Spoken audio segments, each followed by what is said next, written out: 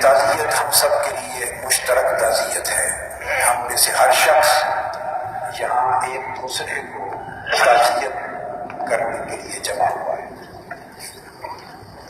یہ سانحہ یہ عالمیہ اور آپ کی رخصتی یہ ایک خانوادے کا نہیں، پورے مسلک اہل سنت کا، اور صرف مسلک اہل سنت کا نہیں، جمی ملت اسلامیہ کا.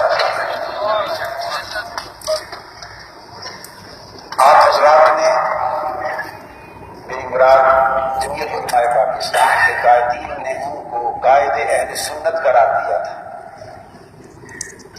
اللہ کو ان کا مرتبہ صرف یہاں تک رکھنا مقصود نہ تھا، آپ نے قائد اہل سنت قرار دیا تھا.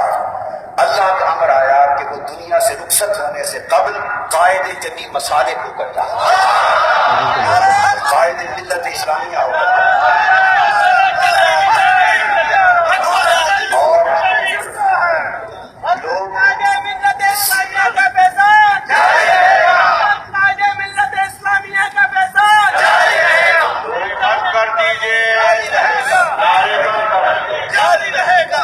جتنے نعرے لگیں گے وہ وقت سارا میرے کھاتے میں درج ہو جائے گا، میرے نامہ خطاب میں درج ہو جائے گا. اتحاد امت اس کا خواب ہر کوئی طویل مدت سے دیکھتا ہے، دیکھا کرتا ہے. رب کائنات نے ان کے ہاتھوں اس خواب کو شرمندہ تعبیر کیا. اور حافظ حسین احمد صاحب تشریف رکھتے ہیں، وہ تائید کریں گے میری بات. میری دانست میں متحدہ مجلس عمل جس قوت اور شان کے ساتھ وجود میں آئی، حضرت مولانا شاہ احمد نورانی رحمۃ اللہ تعالی علیہ کا سایہ اور سرپرستی میسر نہ ہوتی تو مجلس عمل شاید اس رنگ ڈنگ کے ساتھ نہ وجود میں آتی نہ عروج میں آتی. یہ ان کی سرپرستی کا فیض تھا جس نے بکھرے ہوئے تنکوں کو یکجا کر کے قوت بنا. اور یہ فیض کیوں ملا؟ یہ مولانا شاہ احمد نورانی رحمۃ اللہ تعالی علیہ کو اور بھی بہت سے، یہ فیض فقط نسبت غلامی مصطفیٰ سے ملا.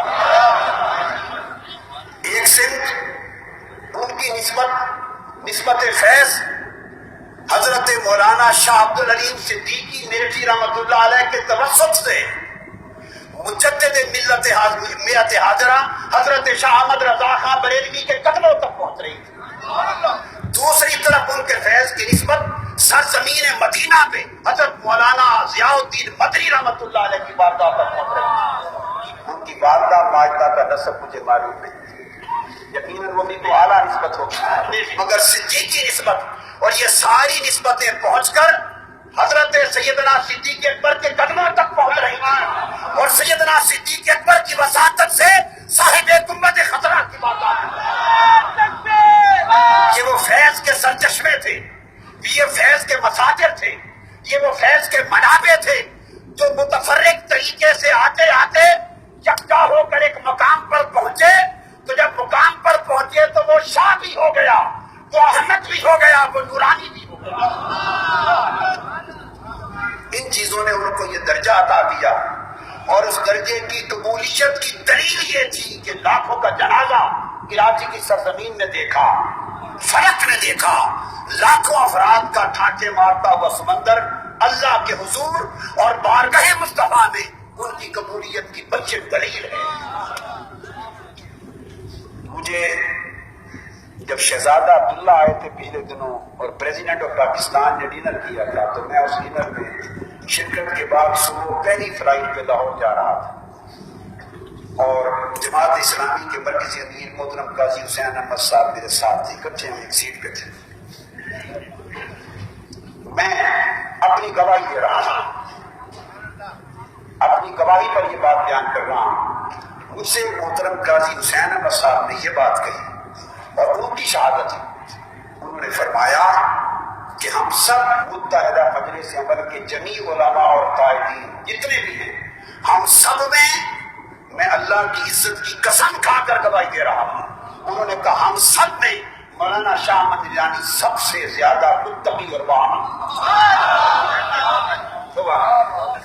اب جو نکتہ بتانا چاہتا ہوں، وہ لوگ جو صرف راہ طریقت پہ چلتے ہیں، وہ لوگ جو صرف فروغ شریعت کی راہ پہ چلتے ہیں، تعلیم اور تعلم اور تدریس کی راہ پہ چلتے ہیں، ان کے لیے اس شغف میں رہ کر طریقت کے معمولات، اذکار، وظائف، اوراد، کثرت سے درود پاک، نسبت محمدی کا برقرار رکھنا، طہارت کا برقرار رکھنا، ظاہر میں باطن میں تقویٰ کو برقرار رکھنا، تہجد، نوافل اور دیگر معمولات کو ترک نہ کرنا ان کے لیے آسان ہوتا ہے، کیونکہ ان کی روز مرہ کی زندگی بھی اسی ماحول میں گزر رہی ہوتی ہے۔ اور جو لوگ ان امور کی انجام دہی کے علاوہ بیشتر وقت احیاء اسلام کے لیے، نفاذ نظام مصطفیٰ کے لیے، غلبہ دین حق کے لیے براہ راست سیاسی جنگ لڑ رہے ہیں، براہ راست سیاسی جنگ لڑ رہے ہیں، اور جنگ بھی ان تالے آزماؤں کے ساتھ ہو کہ جن کے پاس بد مقابل جن سے جنگ ہو رہی ہے نہ تقویٰ ہے، نہ دین ہے، نہ امانت ہے، نہ صداقت ہے۔ جنگ بھی ان سے ہو، اور اس جنگ کے طریقے بھی اور ہوں، اس کھیل کے ضابطے بھی اور ہوں، اس کھیل کے ضابطوں میں کرپشن بھی ہو، بددیانتی بھی ہو، سازش بھی ہو، خیانت بھی ہو، سارا جال ہر اور قسم کا ہو، ادھر کھیل کے ضابطے اور ہو، تو جو اس میدان میں سیاست کی براہ راست جنگ لڑے اور تہجد نہ چھوڑے، جو سیاسی جنگ براہ راست لڑے اور الصلاۃ والسلام علیک یا رسول اللہ کا دل نہ چھوڑے، جو براہ راست سیاسی جنگ ان دنیا داروں سے لڑے اور نسبت ابدیت اور نسبت محمدی کی نوکری بھی جاری رکھے، اور دن کی جلوتوں میں جہاد کرے اور رات کی خلوتوں میں مسلح پر کھڑا ہو اور رات کی خلوتوں میں آقا کی بارگاہ میں بھی حاضر ہو، درود و سلام بھی پڑھے، سجدہ ریزیاں بھی کرے، اوراد اور وظائف بھی کرے، وہ اپنی طریقت کو بھی سنبھالے، وہ شریعت کو بھی سنبھالے اور سیاست کو بھی سنبھالے۔ ایسا امتزاج جس کو نصیب ہو جائے وہ اللہ کے امر اور حضور کی عطا کے بغیر نصیب نہیں ہوتا۔ تو اس رنگ میں جنگ لڑتے ہوئے تقویٰ کو ساتھ لے کے چلنا ہر ایک کے بس کی بات نہیں ہے۔ یہ نصیب مولانا شاہ احمد نورانی رحمۃ اللہ علیہ کا تھا، اور ان کے بزرگوں کی نسبتوں کا فیض تھا۔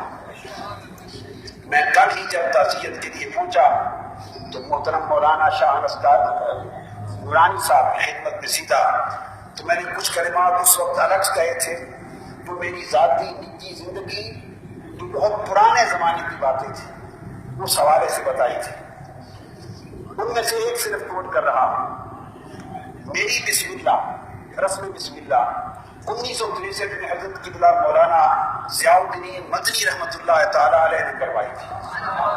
پیر کا دن تھا، نماز فجر کے بعد محفل میلاد، حضرت شاہ عارف اللہ قادری اس میں تھے، حضرت مفتی جمیل احمد صاحب نعیمی اس میں تھے۔ یہ بات مجھے انہوں نے ہی بتائی، میں تو چھوٹا تھا۔ حضرت مولانا محمد عمر استاد العلماء محمد عمر نعیمی تھے اور اکابر تھے۔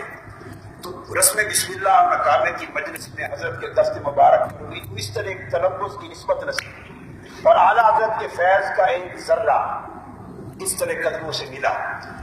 اس بات کی پہلی واقعہ خوشی کے ساتھ، مبارکبادی کے ساتھ میری زندگی میں کسی نے دیا 1968 کی بات ہے، تو حضرت احمد نورانی صدیقی رحمۃ اللہ تعالیٰ علیہ، انہوں نے حضرت قطب مدینہ سے بات سنی، مجھے مبارک ہے۔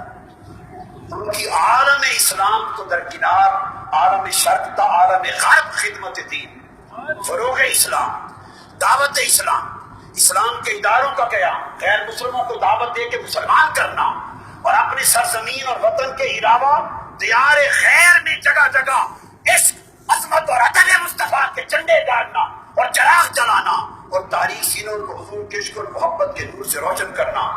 ان کا کون سا گوشہ ہے جس کا ذکر کریں اور جہاں سے نور کی کرنیں پھوٹتی نظر نہ آئیں؟ شکریہ اللہ تعالیٰ پسماندگان کو ورثاء کو، ان کی ساری جماعت ان کے ورثاء اور پسماندگان ہیں، جمیع اہل سنت اکابر تمام حضرات ان کے پسماندگان ورثاء ہیں، سب کو ان کے نقش قدم پہ چلنے کی اللہ تعالیٰ توفیق مرحمت فرمائیں، اور اتفاق، اتحاد اور یکجہتی سے اس مشن کو لے کے آگے بڑھنے کی عنایت فرمائیں۔ السلام علیکم ورحمۃ اللہ وبرکاتہ۔